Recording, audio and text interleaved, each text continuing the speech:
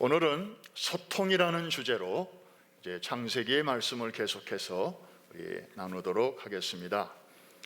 오늘날 우리가 안고 있는 그 큰 아이러니 중에 하나는 사실 그 어느 때보다도 통신 수단이 잘 발달된 시대를 살면서도 그 어느 때보다도 서로 잘 안 통할 때가 많다는 것입니다. 이혼 문제로 법정에 선 부부들은 이렇게 말합니다. 저 남편과 도무지 소통이 안 돼요. 저 아내와 도무지 말이 안 통해요. 아니, 두 분은 집에서 대화를 어떻게 하시길래 그렇게 안 통합니까? 남편이 말합니다. 제가 마누라하고 대판 싸운 다음에 다음날 아침에 골프 약속이 있어서 말하기는 싫고 쪽지에다가 내일 아침 6시에 깨워줘 하고 화장대 위에다가 올려놓고 잠을 잤습니다. 아침에 일어나 보니까 이미 7시더라고요. 그래서 왜 안 깨웠어? 하고 냅다 소리를 쳤더니 마누라가 하는 말이 안 깨우긴 뭐 안 깨워? 깨웠어. 침대에 잘 봐. 그래서 베개에 있는 쪽에 가서 보니까 조그만 메모가 하나 보이는 거예요. 6시야 일어나.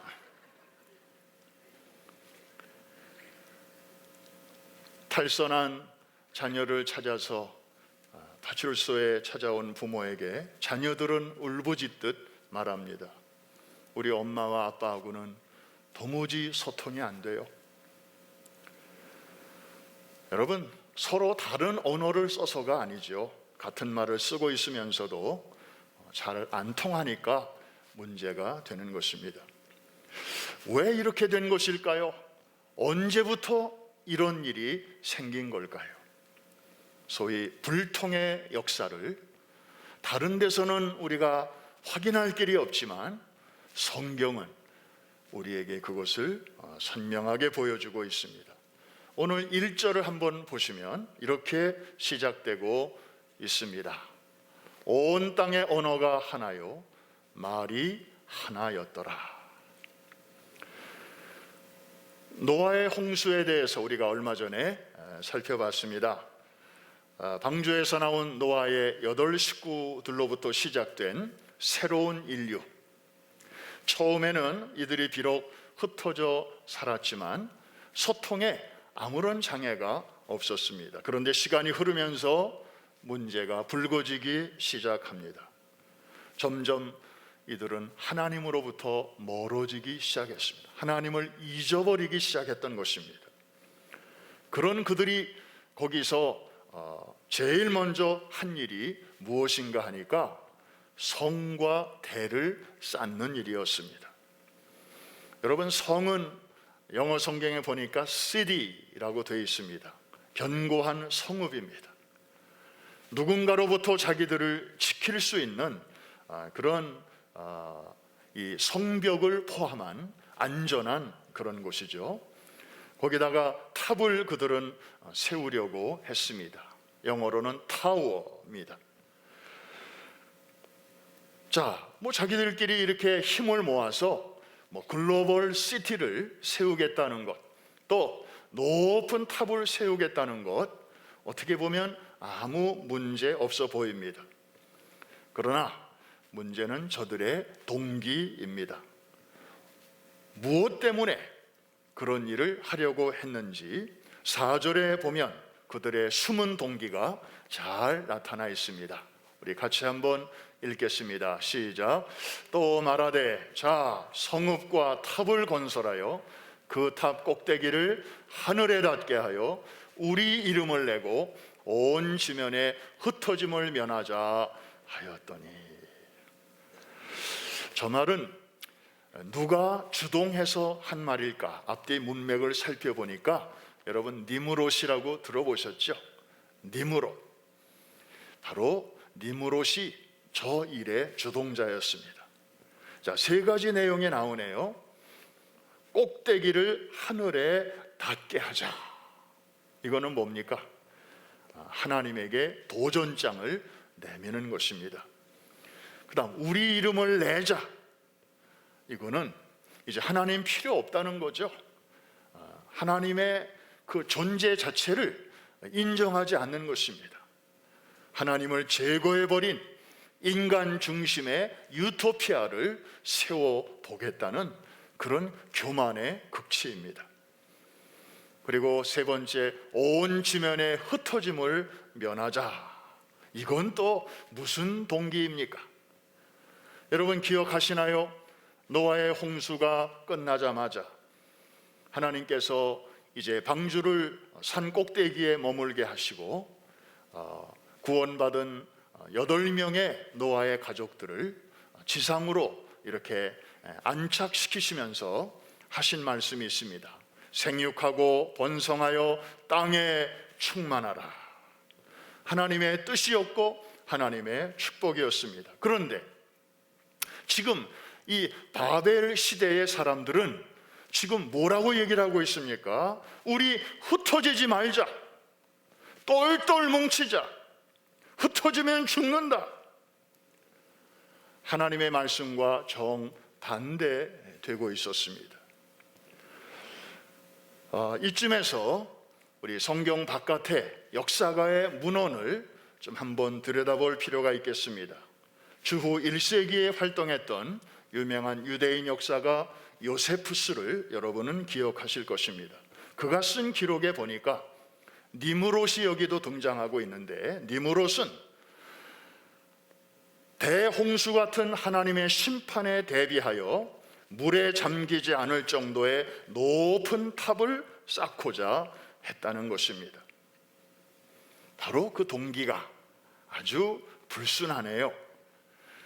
그러면서 그 시대의 사람들은 홍수를 기억하고 있었기 때문에 하나님이 어쩌면 우리에게 다시 이런 무서운 재앙을 쏟아 보낼지도 모른다고 하는 이 두려움이 그 시대의 사람들을 똘똘 뭉치게 했었다는 것입니다.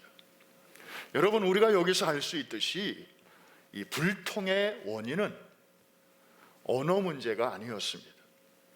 그거보다 근본적인데 원인이 있었습니다. 언어 이전의 생각의 문제였고, 그 생각의 바탕에는 불신앙과 교만이 있었습니다. 다시 말해서 영적인 문제였다는 것입니다.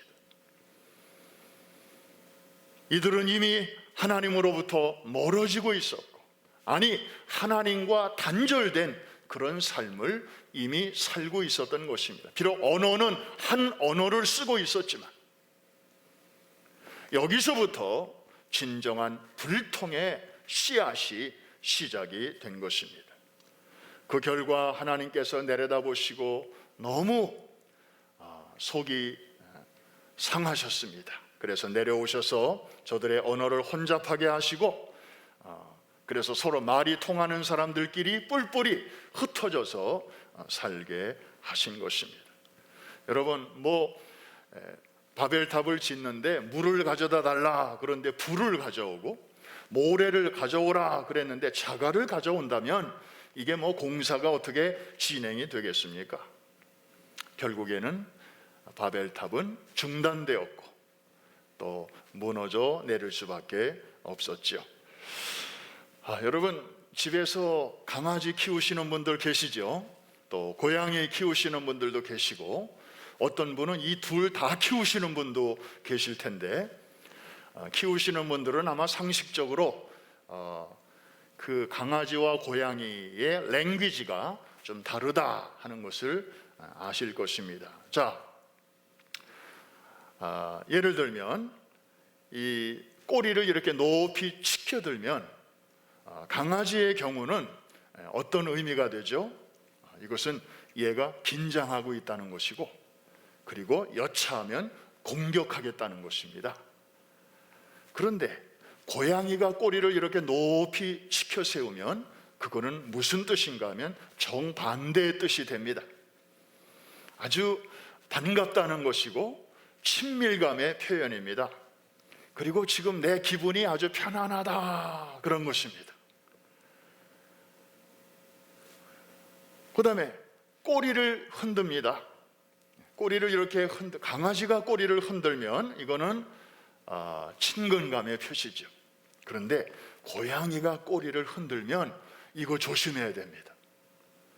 반갑지 않은 손님이 찾아왔거나 아니면 쥐 같은 먹잇감을 봤을 때에 그 공격하기 직전의 자세가 꼬리를 드는 것입니다. 이게 이렇게 랭귀지가 다르네요.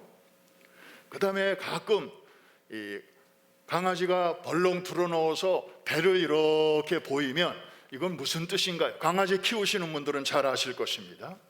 이거는 상대방에게 복종한다는 것이고 내 배를 만져달라 하는 애교의 표현입니다. 그런데 고양이가 뒤로 벌렁 자빠져 가지고 배를 보이면 이거는 무슨 뜻인가요? 설교 시간에 별걸 다 얘기하네요. 근데 이건 상식적으로 알아두시는 게 좋아요. 이거는 방어적인 행동입니다. 고양이는 드러누워 있지만 발톱은 딱 세우고 있는 것입니다. 그래서 여차하면 위에 2개, 아래 2개, 4개의 발톱을 사용할 준비를 하고 있는 것입니다. 그러고 보니까 바벨의 저주가 인간에게만 미친 줄 알았더니 이게 강아지와 고양이 같은 짐승들에게도 미쳐서 이렇게 랭귀지가 다르게 되었습니다. 여러분,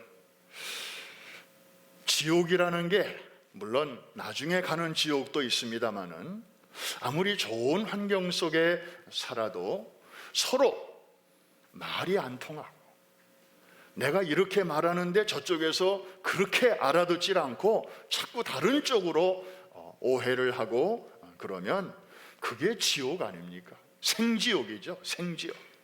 살아있으면서 경험하는 지옥이죠. 반대로 그냥 수수한 환경 속에 살아도 그저 원베드룸에 여러 식구들이 살아도 마음이 통하고 또 말이 잘 통하면 거기가 천국인 줄로 믿습니다. 소통이 우리의 삶에서 그만큼 중요하다는 것입니다. 그러면 어떻게 하면 이 불통의 시대 속에서 진정한 소통의 삶을 살 수 있을까? 이게 이제 우리의 관심이 아닐 수가 없습니다. 여러분, 아까 말씀드린 대로 이 통하지 않는 것은 언어의 문제이기 이전에 영적인 문제이기 때문에 하나님의 솔루션은 이 2가지를 다 아우르는 것이어야만 했습니다. 그런데 그 근본적인 솔루션이 드디어 역사 속에서 그 모습을 드러내게 되었는데 그것이 바로 바벨탑 사건으로부터 한참 시간이 지난 사도행전 2장에서였습니다. 소위 오순절 성령 강림 사건을 통해서 그 오랫동안 막혀있던 것들이 시원하게 뚫리게 되었다는 말씀인데, 자, 도대체 사도행전 2장에 무슨 사건이 기록되어 있길래 그런 것인지 우리 1절부터 4절까지 여러분 너무나 잘 아시는 말씀인데, 그러나 여기에 바벨의 그 문제가 확 뚫리는 놀라운 하나님의 해결책이 있다는 사실을 염두에 두시면서 우리 같이 한번 읽겠습니다. 1절 말씀 다 같이 시작. 오순절 날이 이미 이르매 그들이 다 같이 한 곳에 모였더니, 잠깐, 이들이 모였더니 그랬죠. 바벨탑을 쌓는 사람들도 모였었고 지금 오순절 날에도 이 사람들이 모였습니다. 한 마음으로 모인 것입니다. 그런데 동기가 다르지요. 바벨 시대의 사람들은 하나님을 대적하려고 모인 것이지만 이 오순절의 사람들은요, 주님의 말씀에 순종하기 위해서 너희는 예루살렘을 떠나지 말고 아버지의 약속하신 것을 기다리라. 주님의 그 말씀을 마음에 품고 그 말씀에 순종해서 모였던 것이죠. 그 다음 2번째 2절 말씀 다 같이 시작. 호련히 하늘로부터 급하고 강한 바람 같은 소리가 있어 그들이 앉은 온 집에 가득하며 그 다음 마치 불의 혀처럼 갈라지는 것들이 그들에게 보여 각 사람 위에 하나씩 임하여 있더니 마지막으로 그들이 다 성령의 충만함을 받고 성령의 말하게 하심을 따라 다른 언어들로 말하기를 시작하니라. 여러분 여기 보면 이 언어와 관련된 표현들이 중간중간에 많이 나오고 있습니다. 제가 강조를 읽으면서 했습니다마는, 자 2절에 보니까 소리가, 3절에 혀처럼, 4절에 말하게 하심, 또 4절 다른 언어들로 말하기를, 이런 소통의 요소들이 여기에 많이 등장하고 있습니다. 여러분 그렇습니다. 성령께서 강림하신 이 사건은 소통과 직결되어 있다는 것입니다. 바벨탑 사건으로 꽉 막혀 있던 그런 것들을 시원하게 아주 통 크게 열어주시는 그러한 의미 있는 사건이 바로 이것입니다. 여러분 성령님은 어떤 분이십니까? 여러분에게 성령님이 여러분에게 오시기 이전과 이후 여러분에게 어떤 변화가 생겼는지를 보시면 성령님이 그런 분이시로구나 하는 것을 이론이 아니라 여러분의 체험으로 아시게 될 것입니다. 저 같은 경우는요, 그 before와 after를 이렇게 비교해 보니까 다른 건 모르겠는데 아주 분명한 것이 몇 가지가 있습니다. 저는 어려서부터 교회를 다녔지만 정말 성령을 체험한 것은 중학생 때였습니다. 근데 그 전과 그 후를 비교하니까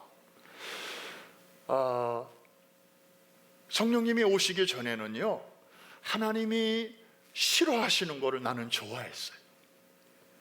그리고 하나님이 기뻐하시는 거 나는 되게 힘들어하고 괴로워했어요. 그래서 신앙생활 하는 게 너무 힘들고 형식적이고 또 눈치 보고 주변 사람들을 실망시키지 않기 위해서 그냥 최소한으로 교회 생활을 했었더라고요, 제가. 그런데 성령님이 제 삶 속에 들어오시고 나서부터 갑작스러운 건 아니지만 서서히 생기기 시작한 변화를 제가 나중에 보니까 하나님이 기뻐하시는 것을 나도 기쁨으로 행하게 되고, 하나님이 싫어하시는 것은 나도 전에는 그냥 정신없이 막 거기에 미친 듯이 시간을 보내고 관심을 쏟고 했는데 서서히 거리를 두게 되었어요. 친구 관계가 정리가 되고요. 참 이상하다. 나중에 성경을 읽으면서 보니까 성령님은 하나님의 깊은 것을 가장 잘 아시는, 그래서 하나님의 영이십니다. 그래서 하나님과 가장 잘 통하는 하나님의 영이시라는 사실을 성경에서 알게 되었어요. 그래서 그분이 우리 안에 들어오시게 되면 우리도 덩달아 하나님과 잘 통하게 될 수밖에 없습니다. 이해가 되시면 아멘 하십시다. 그래서 나도 모르게 자연인으로서의 나는 그렇게 살 수 없지만 이제 성령님이 내 안으로 들어오시니까 이제 그분이 이렇게 하나님과 통하는 쪽으로 내 삶을 끌고 가시는 것을 저는 경험했는데, 저는 저만의 경험인 줄로 알았어요. 그런데 나중에 보니까 예수 믿으면서 성령님 안에서 사는 사람들은 누구나 다 그런 과정을 겪으시는구나 하는 것을 알게 되었습니다. 사랑하는 성도 여러분, 성령님이 우리에게 임하시면 우리는 하나님과 통하게 되는 것을 믿으시면 아멘 하십시다. 마음이 통하게 되고 관심이 통하게 되고 생각이 통하게 되고, 그리고 인생의 목적이 거기서 달라지게 되는 것입니다. 그래서 한마디로 성령님은 소통의 영이십니다. 한번 따라 하십시다. 성령님은 소통의 영이시다. 그래서 하나님과 우리 사이를 이렇게 통하도록 연결시켜 주시는 분이십니다. 이거를 고린도전서 2장에서 아주 시원하게 말씀하고 있는데 우리 같이 한번 읽겠습니다. 시작. 오직 하나님이 성령으로 이것을 우리에게 보이셨으니 성령은 모든 것 곧 하나님의 깊은 것까지라도 통달하시느니라. 그 다음 사람의 일을 사람의 속에 있는 영 외에 누가 알리요? 이와 같이 하나님의 일도 하나님의 영 외에는 아무도 알지 못하느니라. 여러분, 하나님의 성령으로 충만함을 받으시게 되기를 주의 이름으로 축복합니다. 그리하여 지금보다 날마다 하나님과 더 직통하시는, 하나님과 늘 소통하시는 소통의 사람들 되시기를 주의 이름으로 축원합니다. 우리가 여기서 한 가지 더 기억해야 할 것이 있습니다. 이런 성령의 소통의 역사의 중심에는 예수 그리스도가 계시다는 사실입니다. 그분은 왜 이 땅에 오셨을까요? 물론 자기 백성을 저희 죄에서 구원하시기 위해서 오신 분입니다. 그런데 이것을 성경은 다른 각도에서 이렇게 표현합니다. 하늘과 땅을 연결시키시려고, 그리고 하나님과 우리 사이에 단절된 그 공간을 메꾸시려고, 유일한 길이 되시려고 오신 분이시다. 그리고 정말 죄와 허물로 말미암아 하나님의 원수가 되어 있던 우리를 하나님과 화목해 하시기 위해서 내려오신 분이라고 성경은 우리에게 말씀하고 있습니다. 이게 바로 이런 일들이 일어난 역사적인 장소가 바로 십자가입니다. 우리 골로새서 1장 20절 한번 큰 소리로 같이 선포하듯이 읽겠습니다. 여러분에게 일어난 일이기 때문입니다. 시작. 그의 십자가의 피로 화평을 이루사 만물 곧 땅에 있는 것들이나 하늘에 있는 것들이 그로 말미암아 자기와 화목하게 되기를 기뻐하심이라. 아멘입니까? 그렇습니다. 예수님은 하늘과 땅의 모든 것들을 화목하게 하시려고 오신 분이십니다.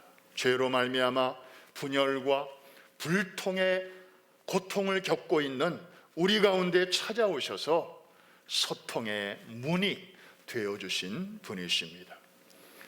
이 사실을, 예수님이 이런 분이시라는 것을 우리에게 확실하게 증거해 주시는 분이 바로 성령님이시고, 그분의 세례 안에서 우리가 지난날 바벨탑 사건으로 말미암아 잃어버렸던 소통의 은혜를 회복해 해 주시는 것이고, 그 회복의 가시적인 증거가 바로 방언으로 나타나게 된 것입니다. 사랑하는 성도 여러분, 오늘 저는 이제 말씀을 맺고자 합니다. 바벨탑 사건을 통해서 소통의 은혜를 잃어버린 우리 인생들에게 오순절의 성령 강림 사건을 통해서 이제 소통을 회복시켜 주시는 하나님의 은혜를 우리가 지금까지 살펴봤습니다. 이 시간 우리는 이제 우리 자신에게 정직하게 한번 물어보십시다.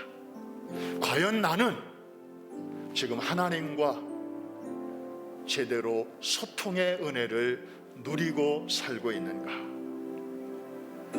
또 우리 가정은 어떤가? 부부간에, 그리고 부모와 자식 간에 우리는 잘 통하고 있는가? 전에는 잘 됐었는데 혹시 요즘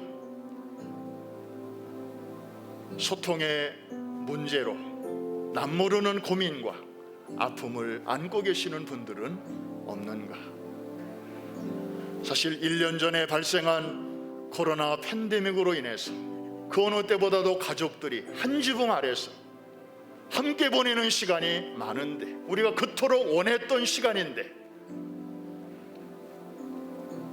물론 좋은 일도 많이 있지만 그 안에서 예상치 않은 그런 어려운 문제로 힘들어 하시는 분들 혹시 여러분 가운데 안 계신지, 또 우리 교회는 정말 위로는 하나님과 통하고 옆으로는 교회 그 담장을 넘어서 세상과 잘 소통하고 있는가? 여러분, 이 모든 일이 잘 되고 있다면 정말 감사한 일입니다. 그러나 만일에 소통의 부재, 또 누군가와 통하지 않는 아픔이 있다면 솔루션은 있습니다. 오순절 성령께서 다시 한번 여러분의 삶 속에 충만히 임재하시며 거기서부터 문제는 해결될 수 있습니다. 성령의 충만함이 없이는 우리가 아무리 같은 언어를 써도 같은 말을 해도 그 우리의 부패한 마음과 생각이 서로 다 다르기 때문에 이해가 잘 안 되고 오해가 발생할 수가 있습니다. 여러분, 우리가 경험했잖아요.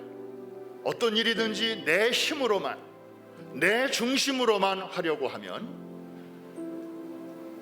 잘 될 것 같은데 결국에 잘 되는 듯 하다가 뜻하지 않은 곳에서 복병을 만나고 장애물을 만나고, 그래서 중간에서 그만 멈추게 되는 경우들이 얼마나 많습니까? 그게 바로 우리의 바벨탑입니다. 그럴 수밖에 없습니다. 그러므로 우리는 오직 성령님의 지배를 받아야 합니다. 성령의 충만, 왕년에 한 번 받은 거, 옛날에 기도원에 가서 받은 거, 옛날에 청년 시절, 처녀 시절에 받은 거, 그거 가지고 오늘을 울고 먹으려고 하시면 안 됩니다. Don't drive today with yesterday's map 이라는 말이 있듯이, 과거의 지도를 가지고 오늘 운전하려고 하면 이미 길이 바뀌었습니다. 동네가 바뀌었습니다. 잘 통하지 않습니다. 새 시대에는 새 은혜가 필요한 것입니다. 성령께서 우리 안에 충만히 임하셔야 위로도 하나님과 통하고 옆으로도 이웃들과 세상과 통하고 아래로도 우리 자녀들과도 다음 세대와도 잘 통하게 될 줄로 믿습니다. 성령께서 부디 오늘 이 시간 여러분이 이 예배당을 나서기 전에 다시 한번 여러분의 마음을 터치해 주셔서 먼저 하나님과의 막힌 곳이 뚫어지게 되기를 주의 이름으로 축원합니다. 그리고 우리 성도끼리도 정말 유무상통하고 서로 간에 막힌 것이 없게 되기를 주의 이름으로 축원합니다. 더 나아가서 이제 하나님께서 414 사역의 문을 이제 서서히 열어주실 때에 가까운 곳에 우리 동포들 살피고, 그리고 더 나아가 이제 5대양 6대조 정말 복음을 필요로 하는 모든 우리 다음 세대들에게 하나님이 문만 열어주시면 힘차게 달려나가 저들에게 복음의 광채를 비추는 이 시대에 귀하게 쓰임받는 우리 교회가 될 수 있도록 여러분들 기도해 주시기를 바랍니다.